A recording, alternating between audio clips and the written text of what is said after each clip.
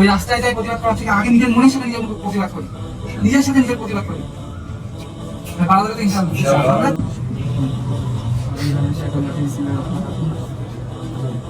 আজকে আমাদের যে বিক্ষোভ মিছিল হয়েছে কলেজের থেকে বা বাংলাদেশের বিভিন্ন জায়গায় যে বিক্ষোভ মিছিল হচ্ছে, আসলে আমরা যদি চিন্তা করে দেখি আমাদেরকে এই বিক্ষোভ মিছিল কি সমাধান হবে? স্বাভাবিকভাবে আমরা চিন্তা করে দেখি যে আমরা বিক্ষোভ মিছিল করতেছি, বিক্ষোভ মিছিল হচ্ছে, বাংলাদেশের বিভিন্ন জায়গায় এটা সংঘটিত হচ্ছে, কিন্তু এটা সমাধান আসতে হবে। সমাধান বলতে আমাদের এই যে ধর্ষণ কেন হচ্ছে, এই প্রশ্নটাকে আপনাকে একবার চিন্তা করছি, যেমন ধর্ষণটা হচ্ছে কেন বা ধর্ষণের ফাঁসিটা হচ্ছে না কেন? আজকে আন্দোলন হলো, বিক্ষোভ মিছিল হলো, আমরা করতেছি, কিন্তু এই কথাটা উপকার হচ্ছে কত?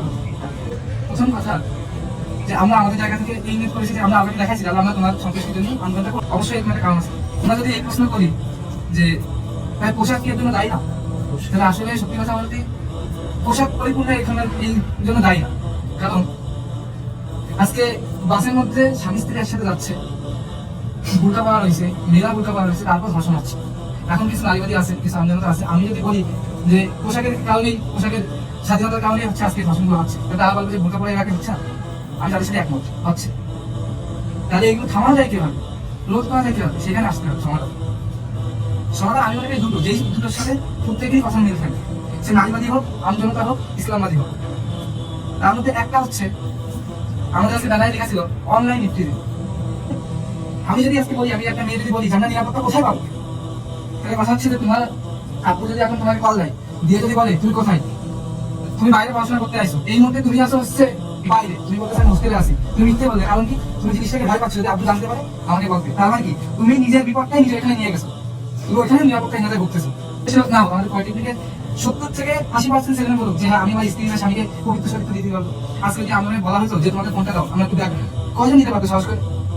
কেউ দিতে পারতো না। কারণ প্রত্যেকেই নিজের নিজের ধর্ষক, নিজের নিজের ধর্ষিত। আমরা নিরাপত্তা চাচ্ছি, কিন্তু আমরা নিজেরা নিজেদের কাছে নিরাপদ না। আমরা এই রমজান মাসেও ইফতারি করে কথা বলা শুরু করে দিচ্ছি। আমরা রমজান মাসেও ইফতারি করে বাইরে ঘুরতে দিয়ে চলে আসছি। তুমি কি তার কাছে নিরাপদ? স্বামী স্ত্রী বাদে, বিবাহ পরিণত সম্পর্ক বাদে কিভাবে সে নিরাপদ? ওই ছেলের কাছে তুমি কিভাবে নিরাপদ? তুমি নিরাপত্তাই থাকতে তাহলে তুমি তো ওই ছেলের কথা তুমি তোমার বাড়ি হারাই দিবে। তোমার বাড়ির লোক তোমার শেয়ার করতেছে, হ্যাঁ তুমি যাওয়ার সাথে করো। আজকে আমাদের সমাজটা এই পর্যায়ে আইসে, এর কারণ হচ্ছে দুটো। আমি আবার বলছি, এক হচ্ছে সমাজ ব্যবস্থা, এক হচ্ছে আইন ব্যবস্থা। আমি কিন্তু এই কথাগুলো বিক্ষোভ মিছিলে বলতে পারতাম, কিন্তু এখানে পার্সোনালি বলার কারণ কি যে এই কথাগুলো সবার কাছে চলে যাক, ওইখানে অনেকে গুরুত্ব সহ শুনবে না, ওইখানে ক্লিয়ার করা যায়। ওইখানে কয়েকটা ছেলে গেছে কয়েকটা মেয়েকে দেখার জন্য, কয়েকজনকে ইমপ্রেস করার জন্য, কয়েকজন মেয়ে গেছে নিজেকে ফোকাস করার জন্য যে আমি এখানে আসি, নিজেকে প্রতিবাদ করার জন্য আমি আসি। কিন্তু আসলে কি সে কি নিজেকে নিজে প্রতিবাদ করার যোগ্য? যোগ্য হতে বাবা মার কাছ থেকে এখন ফোন দিয়ে বলবো যে আমি ইসলামের সম্পর্কে আসি, আজকে আমি এখন এর সাথে ঘুরতে যাবো, বলার সমস্যা আছে? কারণ নেই। কারণ কি? সে ওইখানেও জানে যে সে অন্যায় করতেছে। তুমি একজনের সাথে রুমে যাচ্ছ, তুমি কি ধর্ষণ হচ্ছে না? তুমি আজকে বুকে হাত দিয়ে বলো যে হ্যাঁ আমি আমার স্বামীকে, আমি আমার স্ত্রীকে পবিত্র সত্য দিতে পারো, তাহলে আমি বলবো হ্যাঁ তুমি একদম পবিত্র হয়ে, একদম পবিত্র ছেলে। যেখানে নিজেদের এখন আমরা নিজেরাই ঠিক নেই, তাহলে কিভাবে হবে? আর যদি আমরা নিজেরা একটু চিন্তা শক্তি বাড়াই, নিজেরা একটু নিজেকে চিন্তা করি, সারাদিনে কার্যক্রমগুলো চিন্তা করি, মানে আমরা একটু চিন্তা করার চেষ্টা করি যে আমরা কি করতেছি, আমাদের কি করা দরকার, আসলে আমরা নিরাপদ কোথায়, আমরা কি নিজেরা নিজেদের কাছে নিরাপদ?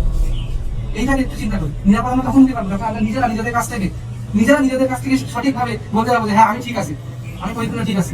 পরিশেষে একটা কথাই বলবো ভাই, একটা উক্তিতেই বলবো যে এমন জীবন তুমি করিয়া গঠন, মরিয়া হাসিবে তুমি, কাঁদিবে ভুবন। তোমার জন্য এই ভুবন কাঁদবে আর তুমি শান্তিভাবে মৃত্যুবরণ করবে।